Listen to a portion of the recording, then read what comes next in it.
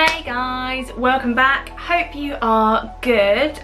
It is just a couple of weeks until the season proper of the UK theme park season starts, and I am sat here praying that coronavirus doesn't delay it, so fingers crossed on that front. So yeah, I asked you guys a couple of weeks ago, probably more like a month ago now, sorry about that, to ask me some 2020 related questions so I could do a bit of a sit down video, because I feel I haven't done a kind of general Q&A in a while. So yeah, I felt like doing that. Also, I'm kind of run out of theme park content, and I haven't really been anywhere for like a while. Whereas last year I kind of had all the Florida stuff and it just seemed like there was a lot more going on. But this year I don't have that. So yeah, here we are. So let's crack on with some questions. So on Facebook, James Norris asked, new generation flying coaster rumoured to open at Phantasialand this year. Finger crossed it does actually open this year. It's been testing, so I feel like it's going to happen soon, but COVID-19 might have other plans, but here's hoping not. Although it's been hyped for a few years, the theming looks awesome and it's a new era of Vekoma. Do you have any concerns that it might just end up being a launched Valair squashed into some prefab buildings? So I've seen it a couple of times at different stages in the construction. We're talking about Fly, by the way, which is a launched Vekoma flying coaster coming to Phantasialand. Date TBC. We think it's probably going to be this year, but I mean, let's face it, we've been saying that for a few years now, so who knows. But I mean, look, Valairs are gross. We know that. I kind of enjoy a Valair. Like, I will go on it because they're gross in a funny way. Like, they're actually horrendous. They're kind of like, I always say they're like riding a George Foreman grill. Like, that's how you lay. It's awful.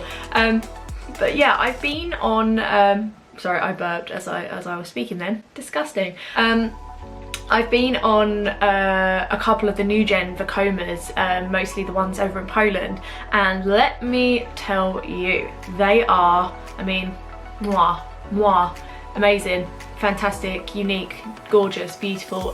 They're really good, basically. They're insane, very smooth, loads of forces, the launches are insane, the airtime's great. They seem to have really thought about their kind of the trains and the comfort of their riders. I know past Vekomas haven't really seemed to take that into consideration when designing their rides, but this time around they really seem to have. So obviously I haven't done a new gen flying one because we haven't seen one yet.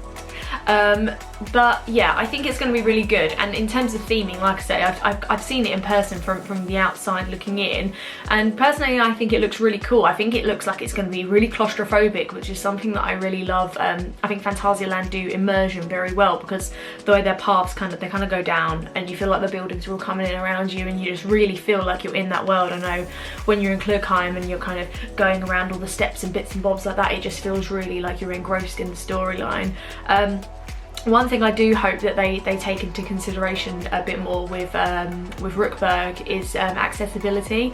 As I was just saying about Cupcakes, loads of steps, really good for immersion. Not so great if you have a wheelchair or you are having a buggy with a kid inside, like not that accessible. So I hope that they've started to take that into consideration, because, you know, theme parks are there to be enjoyed by everyone, not just the able-bodied. So yeah, fingers crossed they look at that for Rookburg. Joshua Waith, I'm sorry if I pronounced your name wrong. What coaster are you most excited for this season? So a lot of people I see answer this question and they'll say coasters that they're not actually planning to ride, like obviously things like Iron Gwazi looks mad. I'm not going to Florida this year, so I'm not going to ride it this year, so it's not something I'm excited for this year. On the list, probably Pantheon. Like, I feel like we really slept on Pantheon. Pantheon is the new launched insane airtime thingy coming to Busch Gardens Williamsburg. I think it's an Intamin. Someone put in the comments what it is. I'm not looking.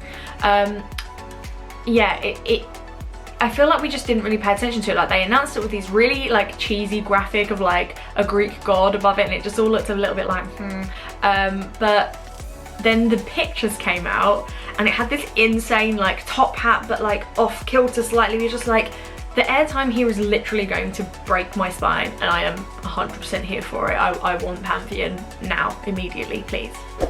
Robert Spinks says, what has been your favourite dessert related food item at a theme park, and what treat are you most excited to try in 2020 for the first time? That's really hard for me because I enjoy theme park food, but I don't tend to research it that much before I go. But that said, this year when I go to America in October, I am going back to a bunch of the East Coast parks, and Knoebels especially I remember sticking out because they had really good, like, I think they had like ribs or something there, and they had like this like homemade ice cream. Just the food in general at Knoebels was really good, so I'm looking forward to getting back to Knoebels. Also Busch Gardens Williamsburg, their food tended to be quite good, so looking forward to going back and just trying all of those bits again and maybe getting a few different flavours. Because when I went back in, God, when was it? 2012, I tended to just eat like plain stuff, and I feel like I've developed my palate a little bit more since then. I'm open to a bit more of a variety of a flavour, so yeah, looking forward to trying some new stuff. I think it'll be good, but nothing specific. If you have any recommendations, East Coast Park food items that I can't miss, please let me know in the comments. I need to start building a list of things I must eat while I'm away. Tom Chambers asks, what's your most anticipated Halloween event on your America trip? So firstly, Haunted Overload. So Haunted Overload is like a standalone haunt thing near to Salem, around the Boston area, and they do like a daytime versus nighttime product. So the daytime product is more like, if you like spooky Instagram stuff, like you need to go there and take pictures. It's just loads of like giant wooden structures that look like skulls and pumpkins, and it's just like oozes Halloween goodness, and I've wanted to go for years, so I'm so happy we're finally going. And then they do an evening version as well, which I don't know tons about. It just looks like the same thing again, but maybe with some actors and something spooky going on. It doesn't look like it's like a haunt in the typical sense, in that actors will jump out and scare you, but I mean, I might be completely wrong, who knows, but I'm very much looking forward to that. And then the other one that I'm most looking forward to is Howl Scream at Busch Gardens Williamsburg. Howl Scream in Tampa was insane. It was such an excellent Halloween event. The scares were great, the roaming actors were just pouring out of every single orifice around the park. There were just, I mean, there were people literally coming out of bushes, like, it was crazy. And then obviously you have the amazing coasters in the dark. It's just a really solid lineup, and I'm really looking forward to seeing how the kind of the Williamsburg version of the event compares to the Tampa version. I have a feeling like the Tampa version will probably be better, just because I don't ever really hear people talking about the Williamsburg version, but I feel like it's got to be good, right?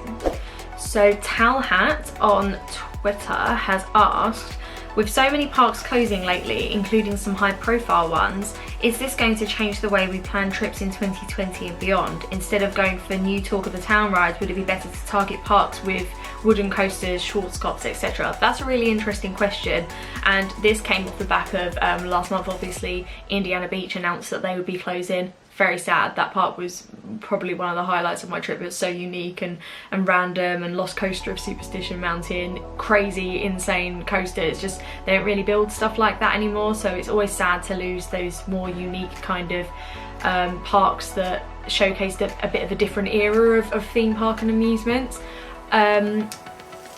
Personally, when I've been planning trips, I don't tend to plan around this new thing is opening, so I must go and ride it. And I mean, in the past that has meant I've missed out on stuff. Like, I went to Carowinds in 2014, and then subsequently they built Fury 325 and what's the launchy Copperhead Strike. It's not, is it a launch? I don't know, I can't remember. And I haven't been back since, and I've flown in and out of Charlotte, but I haven't gone out of my way to go back there because it's just, it's inconvenient for me to go back. I tend to plan trips around places I want to visit as well as parks. So for example, the East Coast trip, I've wanted to go to the East Coast of America at Halloween, October time forever, so we're finally doing that. And it just so happens that some of the parks have new stuff, like we're getting to do Pantheon, for example. But I think in general, like in terms of newness in America, I'm not getting a lot of the big new coasters next year. I really do tend to plan around just where I'm going to go. I think with anything like this, it's just the luck of the draw. Like, we happened to go to Indiana Beach last year and also go and ride what's it called, Blue Flash, the backyard coaster, and then subsequently those two attractions have now closed, and we didn't know that was going to happen. It's just the way things happened to happen. happen. So yeah, I mean, if you're into like old school rides, obviously do make sure you're getting out to ride them. I mean, I know personally I'm going to be making a bit of a pilgrimage to some of the UK attractions this year that I haven't visited in a while, just because I have just a bit of a feeling that they might not last that much longer, so I'm going to make sure that I go out and visit them. But obviously it is just the luck of the draw, unfortunately, and there's only so many parks you can visit before you run out of time or annual leave or money. So yeah, it's just, I mean, try and be clever, but you can't kick yourself if these things happen. It's just one of those things ultimately. Thrill Seeks asks, what are your thoughts on Flamingo Land's new coaster? I mean, obviously any new major coaster coming to the UK is a big plus for us. Anything that's going to help bolster the industry in the UK, I'm all for it.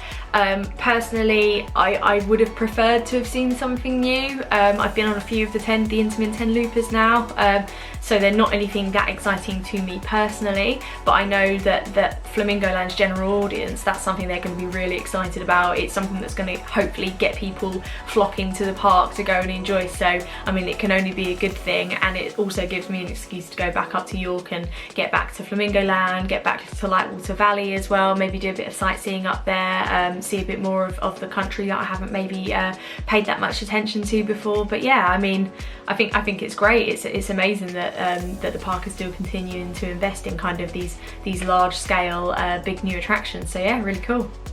Laura asks, what is your most anticipated park of 2020? Now I'm assuming this to mean new for me park, which actually I'm not doing a lot of parks I haven't been to before. On the America trip we're going to Canobie Lake Park, which I haven't been to before, which I think it looks cute. It looks like one of those classic American parks, which I am excited for, but it's not my most anticipated. I think actually my most anticipated park is Freizeitpark Plum.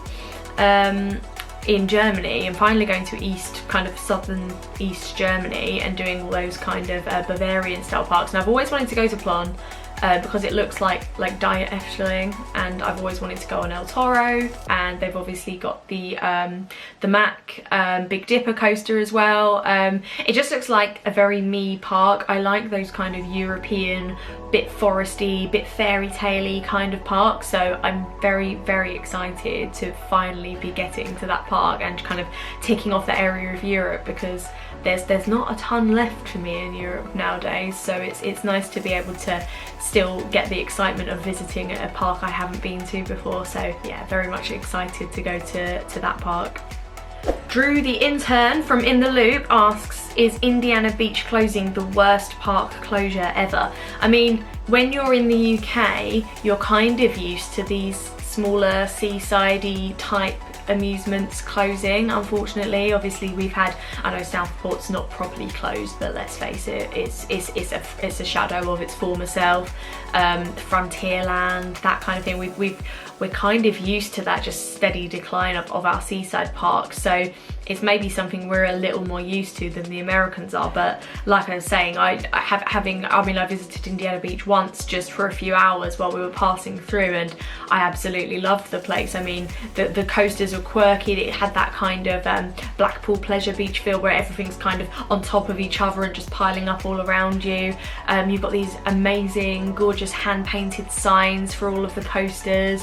You've got crazy stuff like Lost Coaster of Superstition Mountain, crazy flat rides with kind of classic like fun fair style lighting, just all really nice, nostalgic, old school amusements that, I mean, I feel like you look at Dreamland Margate in the UK and the way they've kind of tarted it up to be quite Instagrammable, and I think that kind of approach is a way to make those older amusements feel relevant for a kind of a 2020 audience, and kind of entice them in and show them that there still is a place for kind of that good old-fashioned family fun. But obviously somewhere like Indiana Beach, it's built around the tourism of the lake, and I guess if that's in decline for whatever reason, then it's not somewhere people generally are passing through. It's probably more of a destination. I don't know too much about it, so I mean, correct me if I'm wrong in the comments. Let me know if anyone is a bit more of an expert on Indiana Beach than I am, but I think I'm right in saying that it's probably the biggest park closure that the American industry has seen for for a while, obviously ignoring Six Flags following the hurricane.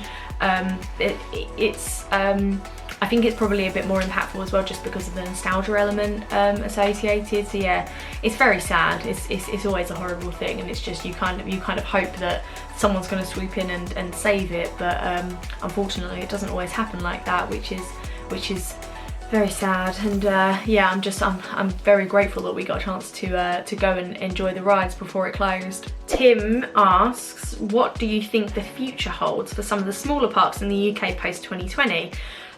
This is a really interesting one. Obviously, just talking about parks closing and wanting to get around and visit places because you don't know what's going to happen. But actually, the UK industry, especially for smaller parks, it's looking pretty healthy at the moment. Obviously, you've got things like the new Gulliver's Park is opening, entirely new theme park. Obviously, we've got plans going around still, people talking about the London resort. So I mean, that still seems very much on the table for a lot of people. I know there's a big water park opening, I think, in the Manchester area. We've also got a new Bewilderwood opening in Cheshire. So even though it is a bit of a tough industry, like I said, with the seaside parks closing in recent years, I think there is a bit of a kind of a flicker of hope with all of these new attractions opening. It's kind of a sign that maybe things are stronger than maybe people realise, and actually we're in a pretty good place with loads of new family attractions opening. I think it's pretty cool. And obviously we've seen Flamingo Land. I mean, by no means a small park, but in terms of internationally, it is a smaller park, and we've seen them invest in a bigger coaster. So I mean, hopefully we'll see the likes of Oakwood and Pleasurewood Hills and all those kind of smaller regional parks continue to draw a crowd in, especially if we have a nice summer, and if coronavirus means that people are less likely to travel abroad, then hopefully we'll see some of that money stay within the country and people holidaying at home a little bit more, and hopefully those parks will continue to thrive. But yeah, I would very much recommend, if you do live near a regional park or you have the means to visit, please do go and support them, because often they're the parks that people tend to forget about, but they're always a fun day out. I mean, I haven't had a bad day out at any UK theme park, any smaller UK theme park, should I say. So yeah, definitely worth your time and day out. So Jade has asked, what is one piece of theme park news this year that's made you really happy, and what's the one piece of theme park news that's made you most upset?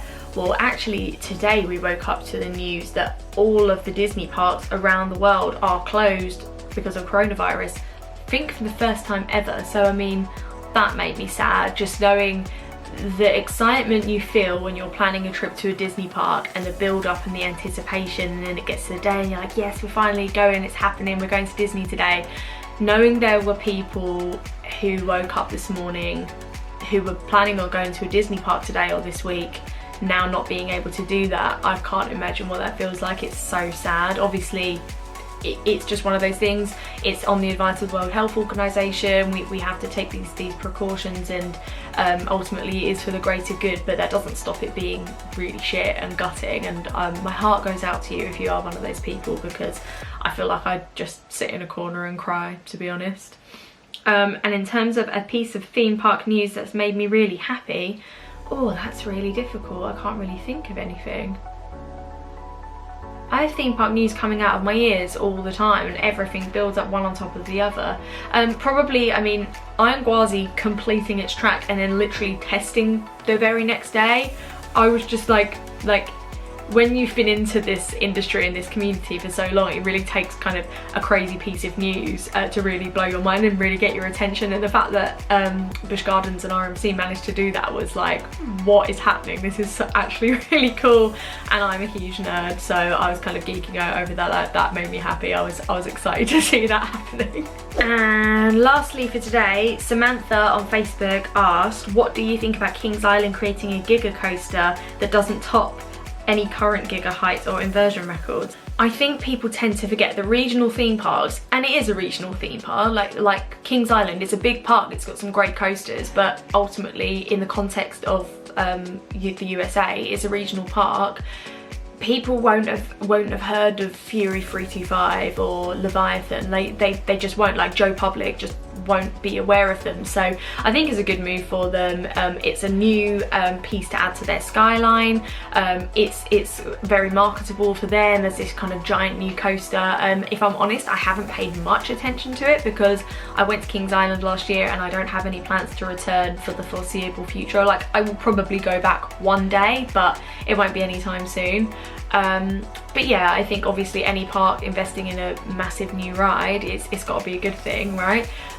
Personally, I didn't love Leviathan. I recently wrote a blog post kind of going into a bit of details as to why. I just, in terms of how my opinions on B&M hyper coasters, I love me a hyper usually, but Leviathan just was just a bit pants, to be honest.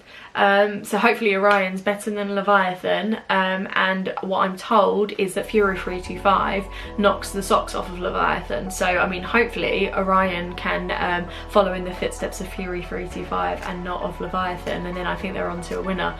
I mean, controversially, I think Diamondback's really good at Kings Island as well. I had a great time riding that coaster, so I mean, if it can complement Diamondback too, then I think, yeah, it's definitely a good thing. I think it's a good investment for the park. I think it'll be really fun, and I'm sure everyone complaining about it will still be there on opening day to ride it. So there we go. So that is it from me for today. Thank you to everyone who submitted a 2020 related question for me to answer. If the coronavirus continues as it is around the world and we do see some of the parks close, I expect there to be a few more sit down videos like this if I'm not able to get out to the parks and kind of film some vlogs. So let me know in the comments below if you have anything else you'd like me to kind of tackle on these sit down type videos. If there's anything you'd like me to go into depths about, please feel free to put your suggestions below. And as always, thanks so much for watching, and I will see you next time. Bye!